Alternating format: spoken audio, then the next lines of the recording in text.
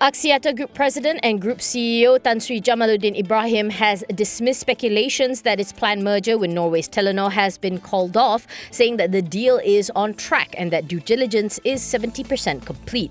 Talks are targeted to be concluded by early November. Axiata returned to the black for a second straight quarter, posting a net profit of 204.1 million for the second quarter of FY19, compared with the previous year's net loss of 3.36 billion ringgit.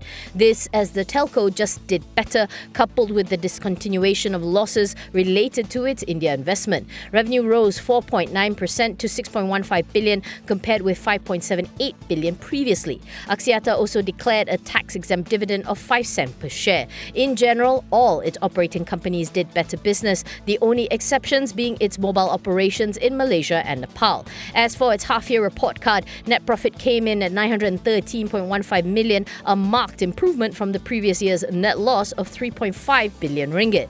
First half FY19 revenue increased 4.2% to 12.1 billion ringgit. Jamaludin said its improved earnings was the result of its portfolio rationalization of non-core assets over the past 12 months.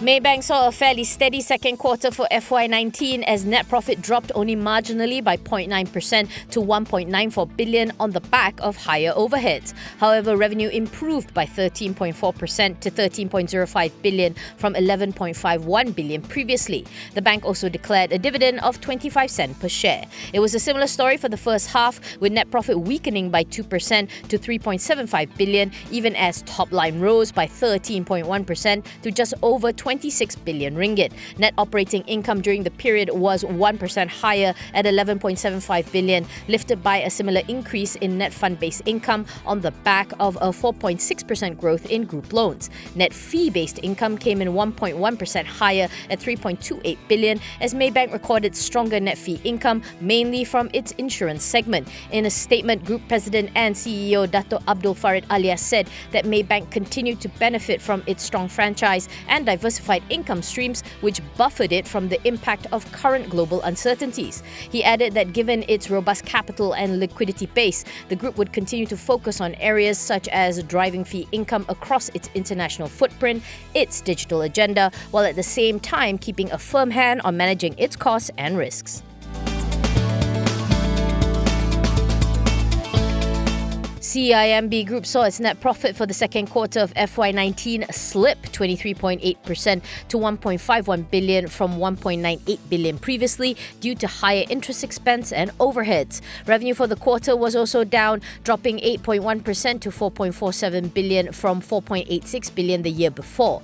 Despite the softer numbers, CIMB declared a higher dividend of 14 cents per share.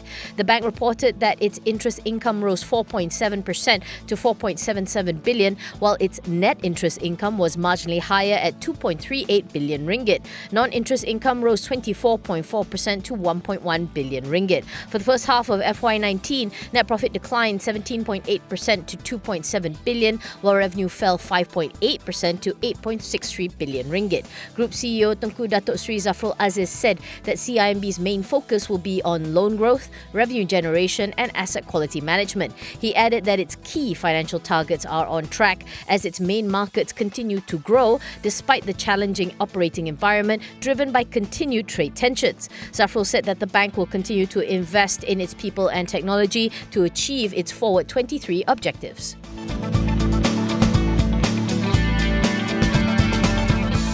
Utusan Malaysia is set to be delisted from Bursa Malaysia tomorrow, ending its 25-year stretch as a listed company. In a BOS filing, the PN17 company said its board of directors have decided to not make an appeal against the regulator's decision to delist its securities. Trading on the counter was suspended on August 28th after the group failed to submit its regularization plan to authorities by the August 19th deadline.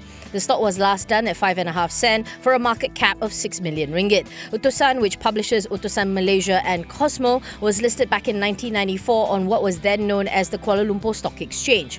The loss-making media group had earlier said it is impossible for it to find potential investors to revive its business given its huge liabilities. As the 1MDB Tanore trial enters day 2, today the High Court learned that 6 months after ex-PM Datuk Sri Najib Razak was appointed to office, he moved to tighten his grip over the Terengganu Investment Authority, an organisation that eventually morphed into 1MDB. On September 2nd, 2009, a new article was added to TIA's Articles of Association, which states that any financial commitments, restructuring or anything to do with the government guarantee must require the Prime Minister's written approval. 2 days later, Najib changed TIA's name to 1MDB. This was told to the court today by Companies Commission of Malaysia Registrar of Companies Rafida Yahya, who was present to authenticate documents related to 1MDB. The trial resumes on the morning of September 3rd.